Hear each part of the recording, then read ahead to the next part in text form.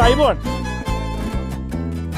මෙන්න මේ ඉන්නේ ඇත්තරම මේ ඉන්නේ අපේ මාස්ටර්ලා අපේ මැඩම් මාස්ටර්ගේ නෝනාව පෙන්වන්නේ නැත්තම් ඒක ලොකු අඩුපාඩුවක්. මොකද කලාකාරයෙක්ගේ බාහිරයාව කියන්නේ පුදුම ඉවසීමක් තියෙන්න ඕන මේ කෙනෙක්.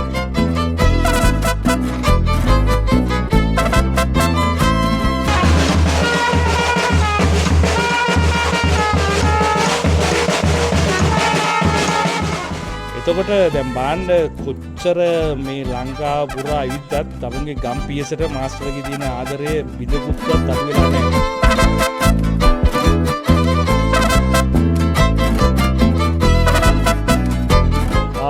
මහා ඇලෙක්සැන්ඩර් කියන්නේ ඇත්ත වශයෙන්ම ලෝක ඉතිහාසයේ හිටපු ජෙනරාල්වරයෙක්. ඉතින් පසු කාලීන ඔහු මහා අධිරාජ්‍යයක් බවට පරිවර්තනය වෙනවා. මැසිඩෝනියාව ඉඳලා ඊජිප්තුව දක්වා ඔහුගේ බලය පතුර ගන්නවා. බලය පතුරගෙන ඔහු පර්සියාව කියන්නේ මේ අපි අද හඳුන්වන ඉරානය දක්වා ඔහු එනවා.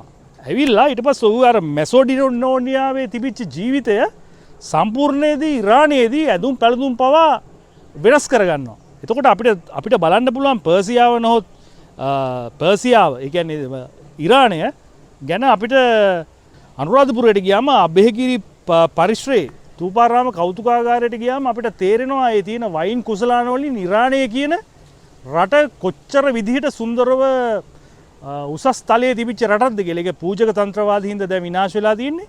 ඉතින් මේ හැමිල්ටන් නේලා අපි අද ආවා සාලියන් කුලම දේවස්ථානයට.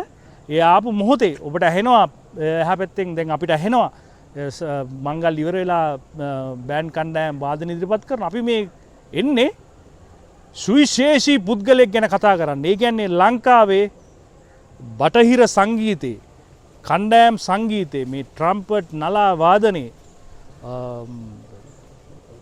රජ කෙනෙක් වගේ පුද්ගලයෙක්ගේ නිවසකට ඔහු ශ්‍රී ලංකා පොලිසියේ තූර්වාද කණ්ඩායමේ සේවය කරපු නිලධාරියෙක්, විශ්‍රාම ගිය දැන් නිලධාරියෙක්, ඒ වගේම බටහිර තූර්යවාද කණ්ඩායමක හිමිකරුවෙක් සහ ශ්‍රී ලංකාවේ එම කුල එකකට අයත් සංගීත ශේෂ්ත්‍රයේ පතාක යෝධේ. අපි දැන් ඔහුගේ නිවසට තමයි මේ විදිහට අද ගමන් කරන්නේ.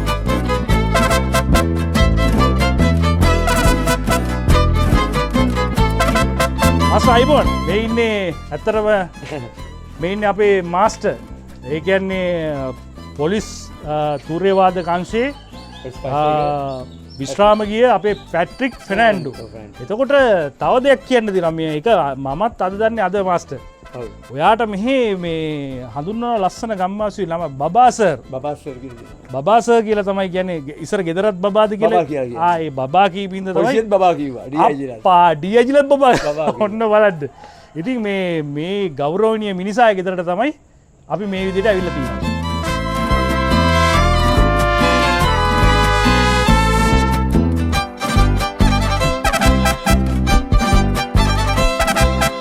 ග්‍රීක දාර්ශනිකයෙක් වෙච්චි ඇරිස්ටෝටල්ගේ ගෝලයෙක් තමයි මේ මහා ඇලෙක්සැන්ඩර් කියන්නේ. එතකොට ඇරිස්ටෝටල් හිතුවේ ග්‍රීකයන් හැර සෙසු ලෝකවාසී ජනතාව උන්ගේ වහල්ලු කියලා. ඉතින් මේ අදහස ඇලෙක්සැන්ඩර්ටත් මේ තමුන්ගේ ගෝලයටත් මේ ඇරිස්ටෝටල් දාලා තිබුණා. නමුත් එකක් මතක තියාගන්න ඕනේ, මහා ඇලෙක්සැන්ඩර් කියන්නේ හොඳ බුද්ධිමත්ව හැම කෙනෙක් එක්කම සාකච්ඡා කරලා තීරණ ගන්න පුළුවන් වෙච්ච අධිරාජ්‍යයක්. ඉතින් මේ මහා ඇලෙක්සැන්ඩර් ඊජිප්තුවේ ඉඳලා ක්‍රිස්තු පූර්ව 307 වෙනි ඒ කාල වකවානුවේ ඉන්දියාව ආක්‍රමණය කරන්න එනවා 1,20,000ක හමුදාවක් එක්ක. මේ 1,20,000ක හමුදාවත් එක්ක එන්නේ අශ්ව බල සේනාව පමණක් නෙමේ. එතකොට මේ සේනාවත් එක්ක එනවා වෛද්‍යවරු, ගොඩනැගිලි සකස් කරන්න. එතනින් ගියාම විනෝදාස්වාදය සපයන්න. ඒ කියන්නේ ට්‍රම්පට් වාදකින් විවිධ සංගීත භාණ්ඩ වාදනය කරන ඉරානයෙන් මේ අරන් එන්නේ. එතකොට මේක ඉන්දියාවේදී ඇලෙක්සැන්ඩර්ට පසු බහින්න වෙනවා. නමුත් අර ඉන්දියාවත් එක්ක ආපු ඉන්දියාව වෙනකන් ආපු අර විනෝදාස්වාද සපයන්නෝ පසු කාලිනව ඉන්දියාවේ ඉඳලා කම්මලින් අපේ ශ්‍රී ලංකාවට ගොඩ බහිනවා. ඒ කියන්නේ ඉරානයේ ඇලෙක්සැන්ඩර් රජුරුවත් එක්ක කාලය ගතකරු පිරිස ඒත් එක්ක මෙනවා මේ අති විශිෂ්ට කොණ්ඩ කපන උදවිය. කියන්නේ මාස්ටර් කොණ්ඩ කපන කට්ටියක් වෙනවා. ඒ කියන්නේ ඒගොල්ලෝ සැලුන් කරන කට්ටිය ඒගොල්ලෝ ඉරානයේ මහා ඇලෙක්සැන්ඩර්ගේ අනුග්‍රහය ලැබපු පිරිසක්. ඒ කියන්නේ රාජකීය ඇසුරු ලැබපු පිරිසක්. ඒ කුලකයට අයත් පිරිසක් අදටත් අපේ ලංකාව තුළ ජීවත් වෙනවා. ඉතින් මේ තත්ත්වය තුලදී අද මේ කම්මල කටුනේරිය මේ මීගමුව මේ ප්‍රදේශයේ ඔක්කොම ඉන්නේ අති දක්ෂ වාදකයෝ. ඒ වාදකයන්ගෙනුත් අපේ පැට්‍රික් ප්‍රනාන්දු එහෙම නැත්නම් අපේ බබා සර් කියන්නේ පතාක යෝධෙක් දැවැන්තෙක්.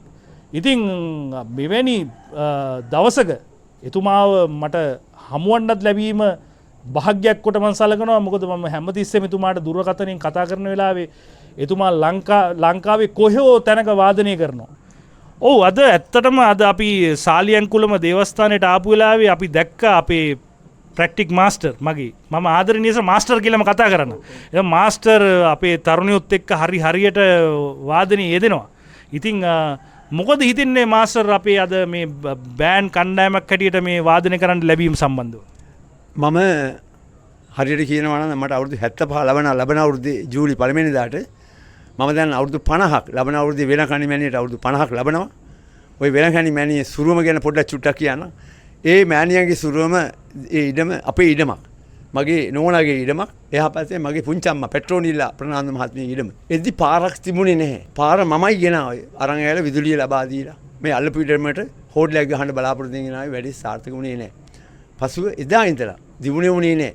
ඔහොම ඉඳලා ඔය ඒ කාලේ රුපියල් 50000ට ඉතාලිය යනවා කට්ටිය ඉතාලිය යනවා. ඔය වෙලංගන්නේ ගාවේ හැංගිලා ඉන්නවා කැලෑවේ. සමහර වෙලාවට ඒගොල්ලන් කියන්න ඇති මෑණියනි මම ඉතාලි බැස්සොත් ලවුස් වීසාට කරන් දෙනවා. මෑණියනි මම බැස්සොත් ඕගනයක් කරන් දෙනවා. මෑණියනි මම බැස්සොත් ඔබ වහන්සේට වහලක් ගහලා දෙනවා. මොනවාරි ප්‍රතිහාරයක් වුණා. මම දන්නේ නැහැ මොකද කියලා. එක පාරටම සෙනගෙන්න ගත්තා. මෙයා වුණා මඩුවක් ගැහුවා.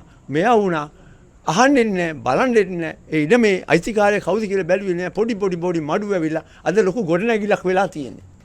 අදත් අපේ ඉඩම් අපේ පැත්තේම ඔහොම තියෙනවා. ওই පාරේ ඉඳලා පාර ගෙනිච්ච මම මෙයා අපිට හෝටලෙට ඉස්සද්දීම මහාන පාක් කිරීම කො මගේ බීච් සයිඩ් මගේ ඇහුවේ නැහැ.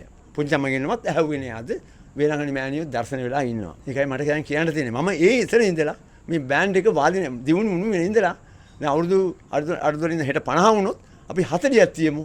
40ෙම මගේ සාන්ත මරියා වෙස්ටර්න් බෑන්ඩ් එක ප්ලේ කරනවා. පොලිස් බෑන්ඩ් එක ඉද්දි මම ඇවිල්ලා මේ මංගල්‍ය පටන් ගන්න මේ වැඩේ කරන්න. දිගටම කරගෙන අදමනතුරු මේ කරගෙන යනවා. ඔය එතකොට ඇත්තටම දැන් මාස්ටර් බෑන්ඩ් දැන් මාස්ටර් ලංකාවේ ප්ලේ නොකරපු තරක් නැහැ. හතර දිග්භාගෙම ලංකාවෙන් ප්ලේ කරලා තියෙනවා. එතකොට අද විශේෂයෙන් අද ලංකාවේ කොයි දීපංකරයක බෑන්ඩ් එකක් ආවත් මාස්ටර් බාර ගන්න නැහැ. යාපනයේද වවුනියාවද? ඔව් දැන් මේ වගේ දවසක මාස්ටර්ගේ පල්ලියේ මේ මංගල්‍යේ මාස්ටර් බාර ගන්න නැහැ මේක. කිසිම වැඩක් බාර ගන්න නැහැ. නොමිලේ කරනවා. ඔව්. නොමිලේ? ඔව්. එතකොට මේ මාස්ටර් දැන් මාස්ටර්ගේ කණ්ඩායම ගැන මොකද මාස්ටර්ට හිතෙන්නේ? මට ලොකු ආඩම්බරයක් වෙනවා. මාගාව නොහිටියත් ආමි බෑන්ඩ් එකේ ඉන්නවා, නේවි බෑන්ඩ් එකේ ඉන්නවා, එයාර්ෆෝස් බෑන්ඩ් එකේ ඉන්නවා, පොලිස් බෑන්ඩ් එකේ ඉන්නවා. පුද්ගලික බෑන්ඩ් ඉන්නවා. අද මාතර දෙවුන්දර ගන්දර පෙරහැරට බබා සර්ගේ ගෝලේ කිව්වොත් දන්නේ නැහැ. පෙරහැරේ ඉන්නේ බබා සර්ගේ ගෝලියෝ. අන්න දැන් ඇවිල්ලා ඉන්නවා මාතරේ මහත්තයෙක් ටෝනර්කාරයෙක් මගේ මාව හමු වුණා ඇවිල්ලා. බොහොම ස්තුතියි කිව්වා. ඔයාගේ ගෝලියෝ නේද? මේ බෑන්ක් කණ්ඩායම ඔක්කොම මට මාතරට ඕන 100ක් ඕන. මම කිව්වා ඒක මම දැන් මට වයසයි. අර කට්ටියෙන් කතා කරගෙන. මේ දැන් ඉන්නවා ඒගොල්ලන්. මම කල්පනා කරනවා මොනවාද මට වුණේ කියලා. එතකොට පාසල් ලෝයලා කොලෙජ් එක මාල්ල කොණ්ඩේ නාතානි ලූර්දු පුත්තන මැන්ඩු සින්දාත් ඉස්කෝලේ තම්බරෙලි ඉස්කෝලේ කම්මල ඕනෙන් බිහි කරනවා මේ ළමයි බිහි කරලා තියෙන්නේ මම මුදලක් ගරන්නේ. එතකොට දැන් මම මුලින් ඉතිහාසයේ සඳහන් කරා වගේ මේ ඇලෙක්සැන්ඩර් මහා අධිරාජ්‍යයේ ඉඳලා එන උරුමයක් තමයි අපේ මාස්ටර්ලා මේ අරගෙන යන්නේ. කිස්තු පූර්ව යුගයට එහා ගිය ඉතිහාසයක් තියෙන ඉතිහාසයක්. ඒ වගේ අපි දන්නවා ඉස්සර විනෝදාස්වාදී දැන් මාස්ටර් මේ ට්‍රිප් යනකොට JBL කරේ තියන්නේ. ඔව්. ඉස්සර යුරෝපයේ සම්බන්ධව හිටපු රජවරු විනෝදාංශ සපයන මාස්ටර්ලාගේ වාදකයෙක් එක්කන් යනවා. අපි දැක්ක ටයිටැනික් චිත්‍රපටි උනන් නැව ගිලෙනකොට වාදකයෝ ඒකේ වාදනය කරනවා. ඒ කියන්නේ මේ සංචාරයේ යනකොට විශේෂයෙන්ම රජවරු සංචාරය යනකොට මාස්ටර්ලා වගේ මේ වාදකයෝ අරන් ගියා. දැනට නැවේ තියෙනවා. ඔව් ඇත්තටම අර මේ ඔව් ඉතින් එතකොට මාස්ටර් මේ ඔරිජිනල් මියුසික් එක අද ගිලිහාම ගැන මාස්ටර්ගේ අදහස් මොකක්ද? හරි දුකයි. මට හරි දුකයි. මොකද ශ්‍රී ලංකා පොලිස් බෑන්ඩ් එක ගැන පොඩ්ඩක් කිව්වොත් 1943 ගේ ආරම්භ කරලා තියෙන්නේ. පෙරි කියලා බෑන්ඩ් මාස්ටර් ජෙරි පෝල් කියලා ඊට පස්සේ බෑන්ඩ් මාස්ටර් ආතර් ප්‍රනාන්ඩු ඊට පස්සේ බෑන්ඩ් මාස්ටර් රාන්සට් පෙරේරා ඊට පස්සේ බෑන්ඩ් මාස්ටර් තිසර ප්‍රනාන්ඩු දැනට නිසන්ත මහත්තයා මගේ බෙජ් එක 21 බෙජ් එකේ දැන් බෑන්ඩ් එක පාලනය කරන මගේ අය තමයි දැන් ශ්‍රී ලංකා පොලිස් තූර්ය වාදනාංශ බටහිර තූර්ය පාලනය කරන යන්නේ දැන් මගේ බෙජ් එකේ අය.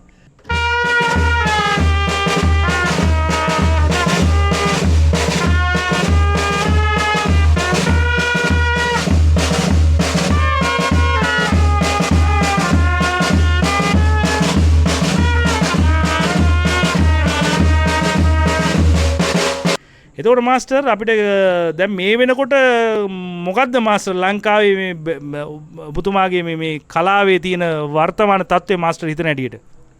මම දන්නේ මම බලාපොරොත්තු වෙනවා මම උගන්වපු අයවත් මේ වේලකණි මෑණියන් පල්ලියවත් මේ සිද්ධාර්ථ මෑණියන් පල්ලියවත් මුදලක් නොගෙන ඒ වැඩේ කරලා දෙනවා මම සන්තෝෂයි. පසු කාලයක මම නැති කාලයකට සමහර මුදල් ඉල්ලයි. සිද්ධාර්ථ මෑණියන්ගේ පල්ලියට කියයි මට බේස්පස් එකට මංගල පූජා වීදියට ඔක්කොමට පාස්කුවට මට සල්ලි ඕන කියයි. ඉල්ලන්න එපා. වෙනකණියත් පල්ලියේ සල්ලි ඉල්ලන්න එපා. නිකන් පාදනය කරන්න. එච්චරයි. එතකොට දැන් බාණ්ඩ කොච්චර මේ ලංකාව පුරා ඇවිද්දත් තමුන්ගේ ගම් පියසට මාස්ටර්ගේ තියෙන ආදරය බිඳකුත්වත් අඩු වෙලා නැහැ. මොකද මාස ජීවත් වෙන්නේ ලස්සන ඇල මාර්ගයක් ළඟ, ලස්සන මහමුදක් තියෙන ලස්සන පරිසරයක් ළඟ ජීවත් වෙන්නේ. ඇත්තටම මේ දැන් මාස්ටර්ගේ ගෙදර ඇවිල්ලා අපේ මැඩම් මාස්ටර්ගේ නෝනාව පෙන්වුවේ නැත්තම් ඒක ලොකු අඩුපාඩුවක්. මොකද කලාකාරයෙක්ගේ බාහිරයාව කියන්නේ පුදුම ඉවසීමක් තියෙන්න ඕන මේ කෙනෙක්. ඉතින් ඒ යුතුයකම මේ බාහිරයාව ඉෂ්ට කරනවා. ඉතින් මෙතනින් මේ දුව ඉන්නවා. ඒ වගේම මාස්ටර්ගේ අක්කා ඉන්නවා. මාස්ටර්ගේ මිනිබිරිය නේ? ඔව් මිනිබිරිය ඉන්නවා. තව කවුද ඉන්නේ මාස්ටර්? බෑන ඉන්නවා සම්පත් වර්ල්ඩ් විෂන් එකේ වැඩ කරන්නේ නේ. ඔව් බෑන ඉන්න සම්පත් එයා ටික හැංගුණා ඒක කමන්නේ. ඉතින් මේ තව කවුද ඉන්නේ? මෙන්න සම්පත් ඉන්නවා. සම්පත් ඉන්නවා. තව කවුද ඉන්නේ මේ මාස්ටර් ෆැමිලි එකේ? දැනට මෙච්චර ඉන්නේ පුතා රට. කොයිද රට? ඉතාලියේ. එයාට ළමයි කී දෙනාද? එයාට එක පුතෙක් ඉන්නවා. පුතාගේ නම මොකද්ද? ඔව් අපි ඩෙස්මන්ව ආදරයෙන් මතක් කරලා මේ වීඩියෝ එක ඩෙස්මන්ට දාන්න.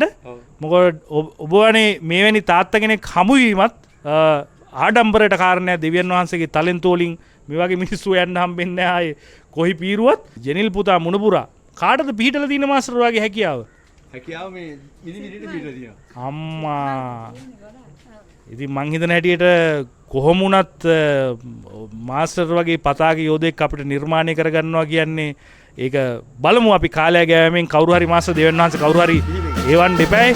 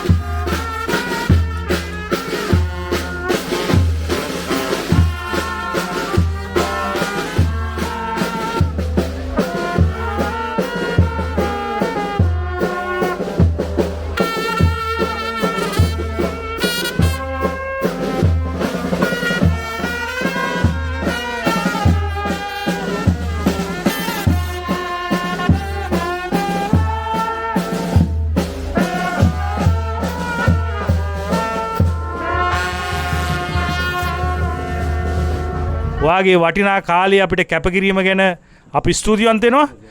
ශ්‍රී ලංකාවේ පුරවැසියෝ හැටියට මේ කලාව පවත්වන යාමට අපි ඔබ දෙන දායකත්වය මුළු ලංකාව වෙනුවෙන්ම අපි ඔබට ස්තුතිවන්ත වෙනවා. සහ සංගීතය තුළින් හොඳ විනයගරුක පුද්ගලයෙක්, රසවත් පුද්ගලයෙක්, නිරෝගී පුද්ගලයෙක් අපේ සමාජයට බිහි වෙනවා. සහ සංචාරය යනකොට පුළුවන් නම් මේ ට්‍රිප් යනකොට මේ වගේ වාදකයෝ දෙන්නේ 3 දෙනෙක් එක්කයි යන්න. JBL එකම අරන් ගිහිල්ලා සින්දු කියලා ඉස්සර ඩොල්කියක් කරේ මිනිස්සු දාගෙන යනවනේ. ඒ වලින් අමුතුම දෙයක් මේ ජීවිතේට ලැබුණා. ඒවා යන්ත්‍ර වලටම බාර දෙන්නේ නැතුව මෙවැනි ලයිව් අත්දැකීමක් ලබා ගන්න උත්සාහ කරන්න. එහෙනම් අපි නැවතත් මෙවැනි වීඩියෝකින් හමු වෙමු.